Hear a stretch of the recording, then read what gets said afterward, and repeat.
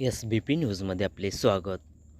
अतिवृष्टी नुकसान, मदतीला पंचनाम्याचा अडथळा, एकाही जिल्ह्याचा अंतिम अहवाल नाही, शेतकऱ्यांना लागली प्रतीक्षा. भरपाईसाठी पंचनाम्याचा अंतिम अहवाल बंधनकारक असून शेतात पाणी असल्याने अनेक गावांमधील पंचनामेच करता आलेले नाहीत. अजूनपर्यंत एकाही जिल्ह्यातील नुकसानीचा अंतिम अहवाल शासनाकडे गेला नसल्याची माहिती समोर आली आहे. अतिवृष्टी व महापुरामुळे सप्टेंबरमध्ये 27 जिल्ह्यांमधील 35 लाख हेक्टरवरील पिके वाया गेली. दिवाळीपूर्वी शेतकऱ्यांना नुकसान भरपाई देऊ अशी ग्वाही सरकारने दिली. मात्र भरपाईसाठी पंचनाम्याचा अंतिम अहवाल बंधनकारक असून शेतात पाणी असल्याने अनेक गावांमधील पंचनामेच करता आलेले नाहीत. अजूनपर्यंत एकही जिल्ह्यातील नुकसानीचा अंतिम अहवाल शासनाकडे गेला नसल्याची माहिती समोर आली आहे.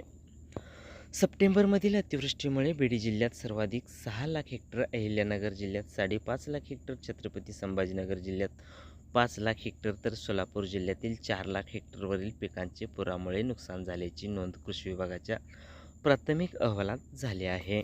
अख्खा खरीप वाया गेला आणि आता रब्बीची पेरणी लांबल्याची स्थिती आहे. महापुरामुळे 18,000हून अधिक शेतकऱ्यांच्या घरात पाणी शिरले. अनेकांची जनावरे, घरातील संसारोपयोगी साहित्य पाण्यात वाहून गेले. पाण्याच्या प्रवाहामुळे जमिनीतील माती रखडून गेली, घरांना चिरा पडल्या, वाहनांचे नुकसान झाले अशी विदारक स्थिती नदीकाठच्या गावामध्ये पाहायला मिळत आहे. सुमारे 102 महसूल मंडळामध्ये एकाच महिन्यात 2-3 वेळा अतिवृष्टी, 65 मिलीमीटरपेक्षा जास्त पाऊस झाला आहे. तरी देखील अजूनही पंचनामे सुरूच असल्याचे सांगितले जात आहे. त्यामुळे दिवाळीपूर्वी नुकसान भरपाई मिळेल की नाही याची चिंता बाधित शेतकऱ्यांना सतावत आहे. थकबाकी वसुली स्थगिती पण तोंडीच.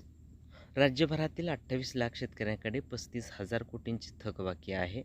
अशातच यंदाच्या खरीपात शेतकऱ्यांच्या हाती काहीही लागले नाही. अडचणीच्या चक्रव्यूहात अडकलेल्या शेतकऱ्यांना बँका व खाजगी सावकारांच्या थकबाकीची चिंता सतावू लागली आहे. मुख्यमंत्री देवेंद्र फडणवीस, कृषी मंत्री दत्तात्रय भरणे यांनी कर्जाच्या थकबाकीला स्थगिती दिल्याचे सांगितले. पण तसा कोणताही लिखित स्वरूपातील आदेश आम्हाला मिळालेला नाही, असे बँकांचे अधिकारी सांगत आहेत. अतिवृष्टी व पुरामुळे अजूनही शेतकऱ्यांच्या शेतात पाणी साचलेले आहे. त्यामुळे त्या ठिकाणी जाता येत नाही. अजूनही बाधित क्षेत्रांची पंचनामे सुरूच असून ते पूर्ण झाल्यावर अंतिम अहवाल जिल्हा अधिकाऱ्यामार्फत शासनाला पाठविला जाईल.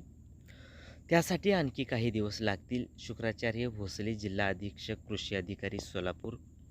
सप्टेंबरमधील अतिवृष्टीची स्थिती: 35.16 लाख हेक्टर, एकूण बाधित क्षेत्र 27 बाधित जिल्हे, 52,000 कोटी अंदाजे नुकसान, पंचनामे अंतिम झालेले जिल्हे.